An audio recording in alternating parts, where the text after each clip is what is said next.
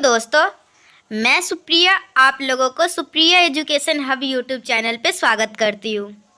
आज के video lecture में क्या होने वाला है, देखिए आज के वीडियो लेक्चर में हम लोग नमक का दरोगा कहानी बहुत ही अच्छे से समझने वाले हैं और बहुत ही इंटरेस्टिंग तरीके से। उससे पहले मैं आप लोगों को कुछ इंपॉर्टेंट क्वेश्चन जो आप लोग के एग्जाम में पूछा जा सकता है वो बता देती हूँ। फिर हम लोग अच्छे से समरी को पढ़ेंगे, इंजॉय करेंगे। ओके, तो चलिए क्लास को स्टार्ट करते हैं। इससे पहले बस आप लोग को एक ही काम करना है, वीडियो को मैक्सिमम टू मैक्सिमम शेयर कर देना है। और पिछले वीडियो में मैं आप लोगों से क्वेश्चन पूछी थी वीडियो को पूरा पढ़ाने के बाद, लेकिन आप में से किसी ने भी जवाब नहीं दिया। इसका ये मतलब है कोई भी एक्टिव रूप से नहीं देख रहा है, बस वीडियो थोड़ा सा देख रहे हैं फिर चले जा रहे हैं। देखिए मैं आप लोगों से इसलिए बोली थी कमेंट करने के लिए, इस कमेंट में सरदार पूर्ण सिंह का जन्म कब और कहाँ हुआ था और उनकी मृत्यु कब और कहाँ हुई थी, ताकि देखिए अगर आप लोग लिखते हैं तो आप लोग को याद हो जाएगा। तो अगर एग्जाम में आप लोग भूल भी गए हैं तो याद आ जाएगा, अच्छा कमेंट में ये किए थे ना, तो हाँ यही होगा, ऑप्शन भी देख के याद आ जाएगा। इसलिए मैं आप लोग के ही एडवांटेज के लिए बोली थी, लेकिन आप लोगों को तो कोई फर्क ही नहीं पड़ता, तो फिर मुझे भी कोई बात नहीं है। तो चलिए क्लास को आज की क्लास को स्टार्ट करते हैं।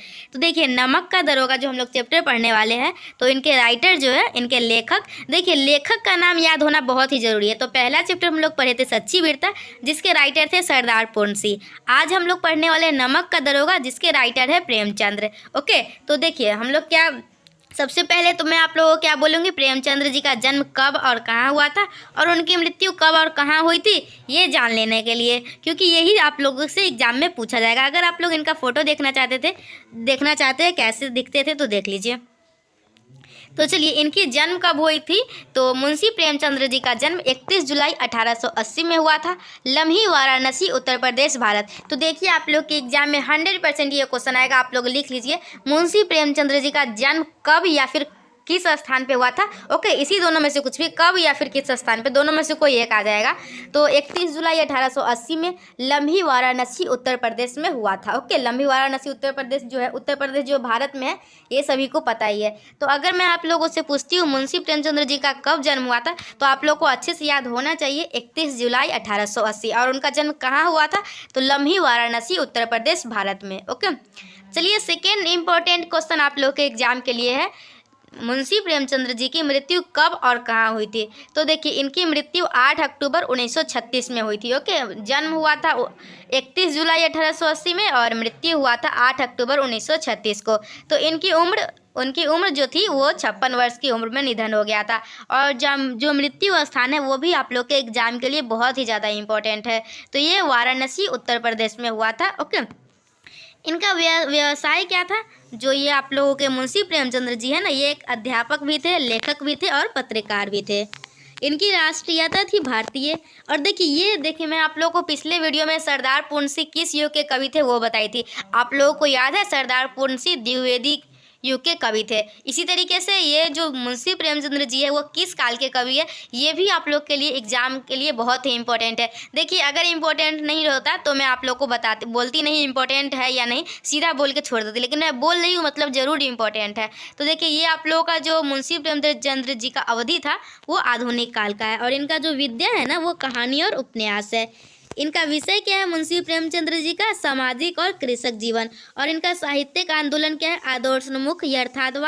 आदर्शवाद और यथार्थवाद, अखिल भारतीय प्रगतिशील लेखक संघ। ओके, चलिए देखिए आगे क्या है। अब ये सब हम लोग देख चुके हैं, इनका जन्म कब हुआ था, मृत्यु कब हुई थी, व्यवसाय कब हुआ था, एक बार आप लोग याद भी कर लीजिए, राष्ट्रीयता, अवधि, विद्या, विषय, साहित्यिक आंदोलन और देखिए उल्लेखनीय कार्य बहुत ही इंपॉर्टेंट है आप लोग के एग्जाम के लिए। देखिए आप लोग के एग्जाम में क्वेश्चन किस प्रकार पूछा जाता है, गोदान जो है वो किन की कृति है, और 4 ऑप्शन दे दिया जाएगा। अगर आप लोग को पता है मुंशी प्रेमचंद्र जी की कृति गोदान है, तो आप लोग आराम से गोदान किसकी कृति है पूछा जाएगा तो आप लोग बता दीजिएगा ना, मुंशी प्रेमचंद्र। तो इसी तरीके से याद कर लीजिए मुंशी प्रेमचंद्र जी की कृति कौन कौन है, तो ये गोदान है, कर्मभूमि है, रंगभूमि है, और सेवा सदन है, और निर्मला और मानसरोवर। ओके, तो आप लोग ये सभी उल्लेखनीय, इनका याद रखिए उल्लेखनीय कार्य। तो चलिए अब हम लोग बहुत ही एंजॉय करेंगे। हम लोग फर्स्ट लेसन सच्ची वीरता सरदार पूर्ण सिंह का पढ़ चुके हैं, अब हम लोग सेकेंड लेसन पढ़ रहे हैं नमक का दरोगा प्रेमचंद्र। तो देखिए नमक का दरोगा के हम लोग चलिए कहानी को स्टार्ट करते हैं। तो देखिए नमक का नया विभाग बनते ही लोग छिप छिप कर नमक का व्यापार करने लगे। ओके, देखिए नमक का एक नया विभाग बना उस समय। तो लोग है ना, चोरी करने का तो काम होता है, तो छिप छिप कर नमक का व्यापार करने लगे। तो छल प्रपंचों का आश्रय लेकर लोग अपना कार्य सिद्ध किया करते थे। ओके, सब छल किया करता था नमक का व्यापार करने के लिए। अधिकारियों की खूब चलती थी। वकील लोग भी इसके दरोगा पद के लिए ललचाई आंखों से देखा करते थे। मुंशी वंशीधर ऐसे ही समय में नौकरी की खोज में निकल पड़े। ओके, ये जो आप लोगों के मुंशी वंशीधर है, ये आप लोगों को इसी टाइम में, टाइम कौन सा था, जब नमक का नया नया कारोबार स्टार्ट हुआ था और सभी लोग छल प्रपंच करके उसका व्यापार करते थे। उसी टाइम में ये भी अपना नौकरी खोजने के लिए निकले। ओके, तो देखिए आगे क्या हुआ। तो वकील लोग भी, यहाँ तक हम लोग देख चुके हैं। देखिए कहाँ तक हम लोग देख लिए। मुंशी प्रेमचंद भी ऐसे ही समय में नौकरी खोज के लिए निकले। उसके बाद देखिए जब वो नौकरी खोजने के लिए जा रहे थे तो उनके पिताजी कुछ बोलते हैं। देखिए क्या बोलते हैं। चलते समय उनके पिताजी ने अपने अनुभव के आधार पर एक सीख दी कि घर की स्थिति अच्छी नहीं है। तो देखिए उस समय तो आप लोग का देखिए छल प्रपंच सब का काम हो रहा था, और ये जो निकले थे मुंशी वंशीधर, ये तो नौकरी की खोज में निकले थे ना। तो उनके पिताजी को अनुभव था, वो जानते थे कि ये सब क्या होता है, छल प्रपंच सब किया जाता है। ओके, तो आप लोग समझ सकते हैं मैं क्या बोलना चाहती हूँ। ओके, तो अनुभव के आधार पे एक सीख दी, मतलब कि उनके पिताजी तो बहुत बड़े थे, तो उनको अनुभव था कि हाँ ऐसा ये सब होता है। तो वो बस इतना ही बता दिए कि इसे घर की स्थिति अच्छी नहीं है, तो नौकरी में भूल कर भी ओहदा पर ध्यान नहीं देना, ऐसी नौकरी करना जिसमें ऊपरी आय हो। कहने का उनका क्या मतलब है कि जैसे ऊपर से कुछ कमीशन वमीशन होता है ना, तो उसी टाइप का आप लोगों को आय होना चाहिए ना, तो वही वाला नौकरी करना, ताकि क्योंकि घर की स्थिति बहुत ही खराब है, तो आप लोग अच्छा इनकम आ सके इसके लिए। तो मनुष्य की आवश्यकताओं को कर उस पर कठोरता करने से ऊपरी आय की वृद्धि होगी। मतलब अगर उसको कोई मनुष्य को उस काम को करना है तो उस पर आप लोग शक्ति बरत दीजिए और उससे रिश्वत ले लीजिए, यही सब बात है। ओके, चलिए देखिए न, उससे मतलब ऊपरी आय बढ़ेगा। तो कहने का क्या मतलब, आप लोग भी समझ सकते हैं ऊपरी आय कैसे बढ़ सकता है। ओके, ईमानदारी से तो नहीं बढ़ेगा ऊपरी आय। ओके, देखिए तो फिर क्या हुआ, पिता का आशीर्वाद पाकर वंशीधर नौकरी की खोज में चले गए। तो देखिए पिताजी उनके आशीर्वाद दे दिए तो वंशीधर गए अपने नौकरी खोजने के लिए। तो देखिए उसके बाद क्या हुआ, धैर्य बुद्धि और आत्मलंबन उनके मित्र, पथ प्रदर्शक और सहायक का कार्य करते थे। संयोग अच्छा था कि जाते ही नमक विभाग में दरोगा बन गए। ओके, नमक विभाग में ही उनको दरोगा बन गए वो। वेतन तो अच्छा था ही, और ऊपरी आय का तो कहना क्या, मतलब अच्छा खासा ऊपरी आया था। वृद्ध मुंशी यह शुभ संवाद पाकर हर्ष तरक में झूम उठे। महाजन और कलवार को तो प्रसन्नता हुई, किंतु डाह से पड़ोसी लोग जल भून गए। ओके, जब जॉब लग गया तो पड़ोसी लोग को जल भून गया। देखिए आगे क्या है। नमक दफ्तर से 1 मील की दूरी पर यमुना नदी थी। ओके, नमक दफ्तर से 1 मील की दूरी पर एक यमुना नदी थी। नावों का ही उस पर एक साधारण पुल बना था। जाड़े की अंधियाली रात में दरोगा जी सुख की नींद सोए हुए थे। गाड़ियों की गड़गड़ाहट और मल्लाहों की बोलचाल से उनकी नींद टूट गई। उठकर बैठ गए और मन में सोचने लगे कि रात्रि के इस मध्य प्रहर में गाड़ियाँ क्यों पार की जा रही है। संशय का बीज पल्लवित होता गया। ओके, रात में गाड़ी अगर पार कर रहा है तो कुछ ना कुछ तो डाउट हुआ ही होगा उनको, होता गया, और वर्दी पहनकर घोड़े पर चढ़े।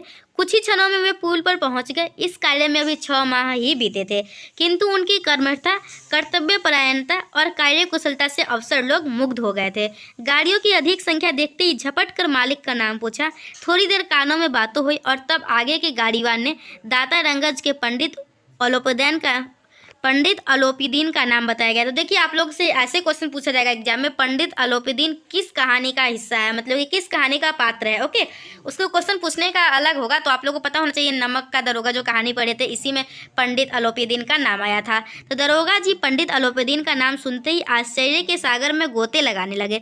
वे जानते थे कि पंडित अलोपीदीन इस क्षेत्र के सर्वश्रेष्ठ प्रतिष्ठित जमींदार है। उनका व्यापार इतना बड़ा था कि लाखों रुपए के लेन देन चलता था। अंग्रेज अफसर भी जब शिकार खेलने आते थे तो पंडित जी के यहाँ ही खाना पीना होता था।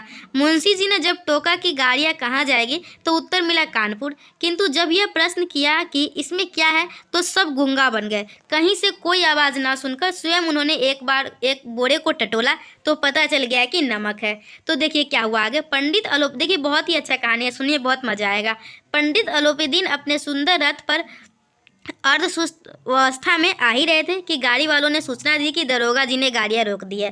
पंडित जी को लक्ष्मी पर अटूट विश्वास था। इस संसार में न्याय और नीति के वे पूर्ण रूप से लक्ष्मी की कृपा से ही जीत चुके थे।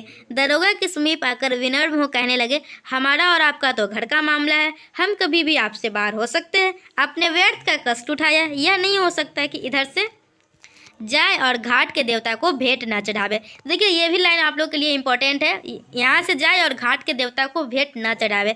मैं तो आपकी सेवा में स्वयं ही आ रहा था। सत्य के देवदूत वंशीधर पर इसका कुछ भी असर नहीं हुआ, मतलब कि वंशीधर बहुत ही अच्छे आदमी थे। ओके, वो सत्य के देवदूत थे।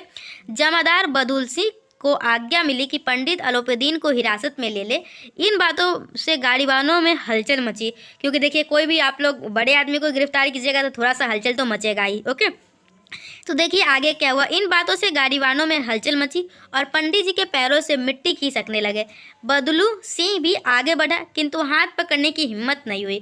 पंडित जी के स्वाभिमान, धन और ऐश्वर्य को इस व्यवहार से चोट लगी, फिर भी धन का उन पर ऐसा नशा चढ़ा था कि उतरता ही नहीं था। दरोगा जी को 1000 का लालच दिया गया। ओके, दरोगा जी को 1000 का लालच दिया गया ताकि वो छोड़ दे गाड़ी को। फिर 1 से 5, फिर 5 से 10 हुआ, फिर 10 से 15 हुआ, फिर 15 से 20 हुआ, फिर 20 से 25 हुआ, फिर 25 से 30 हुआ, फिर 30 से 40,000 देने को तैयार हो गए। किंतु सत्य के देवता 40 लाख पर भी तैयार न हुए, क्योंकि वो तो सत्य के देवता थे ना वंशीधर। तो देखिए 40 लाख रुपया उनको रिश्वत दिया जा रहा था, लेकिन फिर भी वो तैयार नहीं थे, क्योंकि वो एक अच्छे आदमी थे। पंडित जी के हाथों में जब हथकड़ियाँ पड़ी तो वे मूर्छित हो गए। दूसरे दिन प्रातःकाल से ही बालक, युवक और वृद्ध पंडित जी को भरपूर निंदा करने लगे। जो स्वयं दिन रात नाना प्रकार का कुकर्म करता था, उसने भी कीचड़ उछलना शुरू किया। जब पंडित जी हाथों में लोहे की हथकड़ियाँ पहने लज्जा और गलानी से सर झुकाए अदालत की ओर गए, तो मार्ग में दर्शनार्थियों की इतनी भीड़ लग गई कि जितनों की मेलों में भी नहीं देखी जाती है। उनकी अदालत पहुंचते ही चपरासी, अर्दली, वकील, मुख्तार और अधिकारी वर्ग सबके सब उनके प्रति असीम सहानुभूति व्यक्त कर उनकी मदद करने में तल्लीन हो गए। वकीलों की एक अच्छी खासी सेना तैयार हो गई। वंशीधर की मदद करने वाला कोई नहीं था। गवाह भी ऐसा था जो लोभ के कारण कुछ कहने से हिचकता था। डिप्टी मजिस्ट्रेट ने अपना निर्णय दिया कि पंडित अलोपीदीन पूर्ण रूप से निर्दोष है। उनके विरुद्ध जो प्रमाण दिए गए हैं वे अनुपयुक्त प्रतीत होते। देखिए जिसके पास पैसा होता है ना वो ऐसा कर ही लेता है। ओके, तो वे अनुपयुक्त प्रतीत होते हैं। मुंशी वंशीधर अधिक दोषी तो नहीं है, किंतु उनकी नासमझी और उदंडता से एक सज्जन को कष्ट सहना पड़ा। फैसला सुनकर पंडित अलोपीदीन को होठों पर मुस्कान की आभा खेलने लगी। प्रसन्न होकर उनके हिमायती लोगों ने रुपये को लुटाया। जब वंशीधर बाहर आए तो सबों ने उन पर अनेक प्रकार से व्यंग कसा। उन्हें संसार में एक भी व्यक्ति नहीं दिख पड़ा जो सत्य के पथ का पथिक हो। तो धन से बैर मोल लेने का पुरस्कार वंशीधर को यह मिला कि 1 सप्ताह के बाद ही उनको नौकरी से हटा दिया गया। देखिए वो सच्चाई का साथ दिया तो उनको नौकरी से ही हटा दिया गया। जब वे अपने घर पहुंचे तो पिताजी के अनेक कटु शब्द सुनने पड़े। वृद्ध माँ दुख के सागर में डूबने उतारने लगी। जगन्नाथपुरी और रामेश्वर की यात्रा उनके मन में ही रह गई। ओके, उनका मन था जाते जगन्नाथपुरी घूमने, रामेश्वर घूमने। ओके, तो पत्नी भी बहुत दिनों तक मुंह फुलाए बैठी रही। देखिए फिर क्या हुआ। 1 सप्ताह के बाद ही संध्या समय पंडित अलोपीदीन सब अपने सजे हुए रथ पर चढ़कर बूढ़े मुंशी जी के यहाँ पहुँचे। उन्हें देखते ही प्रणाम करते हुए बूढ़े मुंशी जी ने विनयपूर्वक कहा, हमारा भाग्य उदय हुआ जो आपके चरण इस द्वार पर आए। आप हमारे पूज्य देवता है, आपको कौन सा मुंह दिखावे। मुंह में तो कालिख लगी हुई है, किंतु क्या करे, लड़का अभागा कपूत है, नहीं तो आपसे क्यों मुँह छिपाना पड़ता। ईश्वर निसंतान चाहे रख पर ऐसी संतान न दे। पंडित अलोपीदीन ने बात काटते हुए कहा कि ऐसा लड़का तो कुल का दीपक और पूर्वजों की कीर्ति कौमुदी को फैलाने वाला है। वंशीधर ने भी स्वाभिमान सहित उनका सम्मान किया। पहले उन्हें ऐसा आभास लगा कि हो न हो मुझे लज्जित करने के उद्देश्य से ही कहीं आए हैं। उन्हें अपने पिताजी की लल्लो चप्पो की बातें अच्छी नहीं लगी। ओके, पंडित जी ने स्वाभिमान को पीकर कहा कि उस रात आपने मेरी बात काट दी थी, किंतु आज अस्वीकार नहीं करनी पड़ेगी। यह कहकर उन्होंने एक स्टाम्प सटा हुआ कागज निकालकर वंशीधर के समक्ष उत्सुकतापूर्वक रख दिया। मुंशी वंशीधर को उसमें 6000 वार्षिक वेतन पर अस्थायी मैनेजर नियुक्त किया गया। प्रतिदिन का खर्च, सवारी, बंगला और नौकर भी ऊपर से दिया गया था।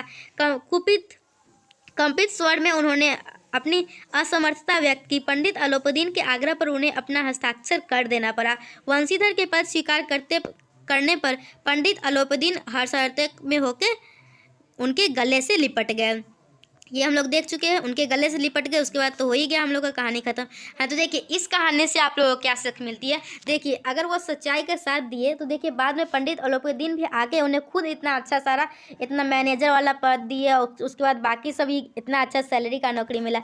तो आप लोग को बस यही शिक्षा मिला, हमेशा सच्चाई का साथ देना चाहिए। तो चलिए ये कहानी आप लोगों को कैसा लगा, नमक का दरोगा, मुझे तो बहुत इंटरेस्टिंग लगा था ये कहानी। ओके, आप लोगों को कैसा लगा ये कहानी मुझे कमेंट सेक्शन में जरूर बताइएगा। तो ओके, आप लोग को मैं इंपॉर्टेंट क्वेश्चन भी बता दी और कहानी का समरी भी बता दी। तो चलिए, thanks for watching my video and thanks for coming Supriya education hub. Okay bye, take care, पढ़ाई करते रहिएगा। All the very best for your next exam. Thank you.